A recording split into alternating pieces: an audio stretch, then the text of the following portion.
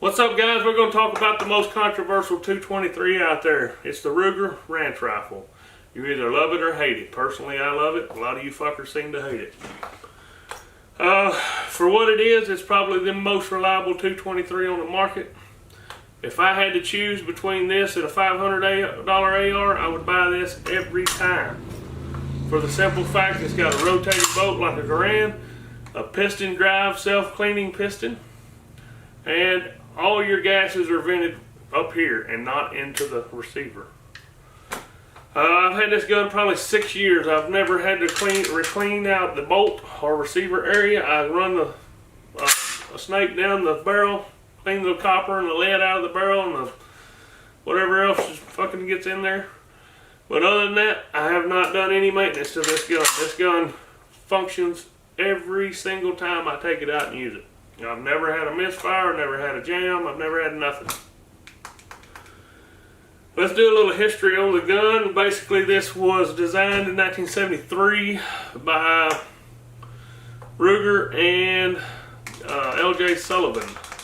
So, pretty much they took an M1 Garand and an M14, took pieces here and there from each gun and threw it into this gun. So you can't say this gun is a Mini 14 because it's not even like an M14. That's what everybody seems to think the Mini means, but it's not. It's just took pieces from that gun, it took pieces from the Garand, redesigned them, and put them into this gun. So it is its own gun, but it is designed after those guns. So 73 they produced this gun, 74 it was mass produced, up to about 82. In 82 they came out with the Ranch Rifle, which is this gun. The Ranch Rifle from the Mini 14, the differences are you have a fixed rear in the Mini 14, no scope base, and you have a fixed blade with wings on the side. When they come out with the Mini 14, they added the scope bases, and you got a flip down sight, and they removed the wings on each side of the blade. Other than that, they didn't really make any changes to the gun. So we rock on to about 84. 84, they come out with a different caliber in this gun. They come out with the 222 Remington. And the reason for that was the European market was banned from having military cartridges in their guns for civilian use. And when I say that, I mean like the 223, the 308, the 9mm, things of that nature. So they came out with a Remington 222 to bypass that problem. And they discontinued that gun sometime in the 80s. I tell you what made this gun famous was the A-Team. A-Team movies used this gun all the time, and the reason for that was because it was phenomenal for shooting blanks. It would not gum up, and you didn't have to clean it because all your ports are up here, and it was not letting the powder charge get back around to the breech and gum up the action. So they used it extensively on that show. I mean, you see it multiple times, but it is more set up in the GB model with the collapsible stock and the pistol grip. They use that a lot for some reason. And then they had the chrome magazine and the stainless barrel. So the A-Team made this gun famous. And then 87 rolls around. That's about the time the A-Team went off the air. They come out with the Mini 30, which is 7.62 by 39.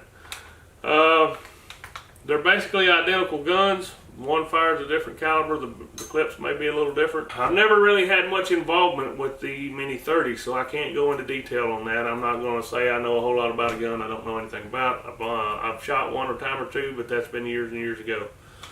So I don't know much about it other than it came out in 1987, and around that time is when they changed the guns from being a Mini 14 to a Ranch Rifle. So any gun post 87 will have these scope mounts on it. Alright, so we rock on around 2005, which comes out with the 580 and the 581s. Supposedly they improved the gas system more, and they improved the tolerances in this bolt here. I've had one of those guns. They came out with a fixed sight back here, and then they put the wings back on the front blade. I personally didn't like it that much. The reason why I don't have it to show you today is because some asshole decided to steal it out from behind the back seat of my truck. Other than that, I would probably still have it. It just wasn't my favorite rifle. So we get to right around 2007, they also came out with a 6.8 model, or 6.8 millimeter. That one continued to about 2012, then they discontinued it.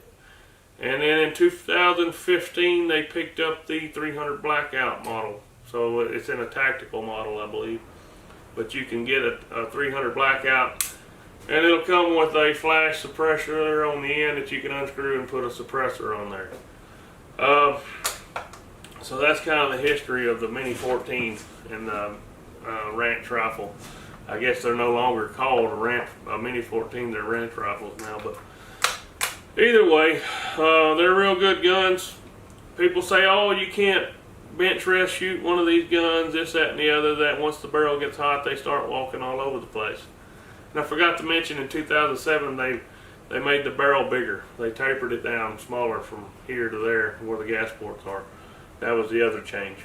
But as far as this rifle goes, I haven't had a problem out of it. I like it. I would buy this over an AR-15 every day of the week. This is a 93 to 95 is what this model right here is. I like it a lot better. I would like to get a pre-80, another pre-80. I sold the first one I had, which was a 78, 79 model. I don't know why I did that, but I did. But anyway, I would like to get an early 80s ranch rifle.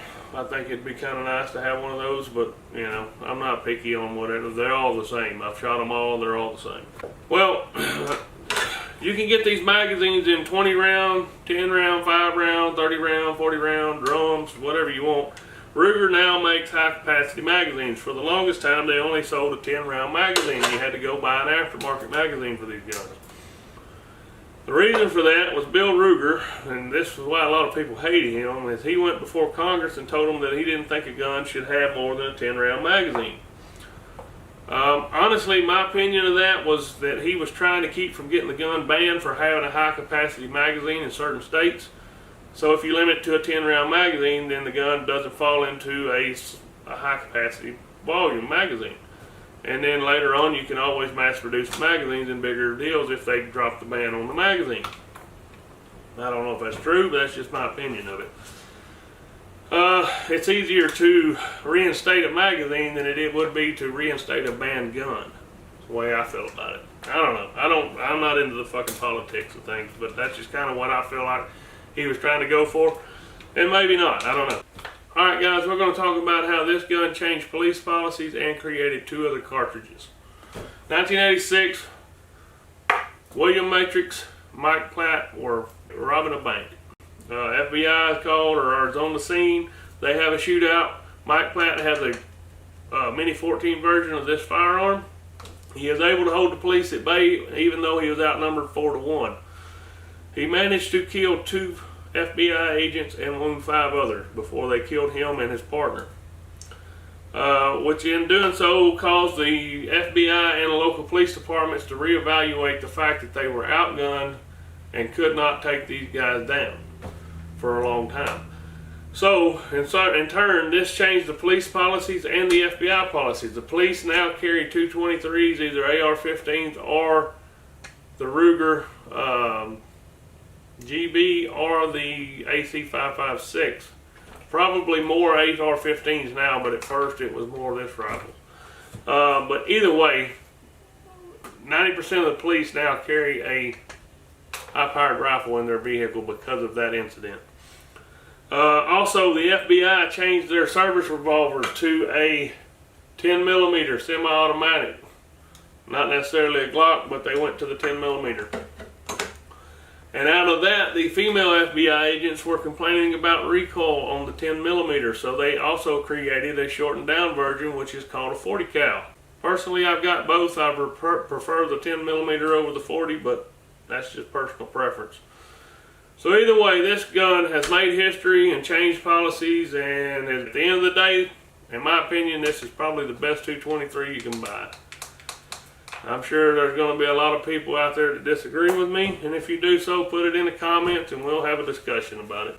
Like the channel, subscribe. Let's try to get this subscribe list up to 500-600 pretty soon.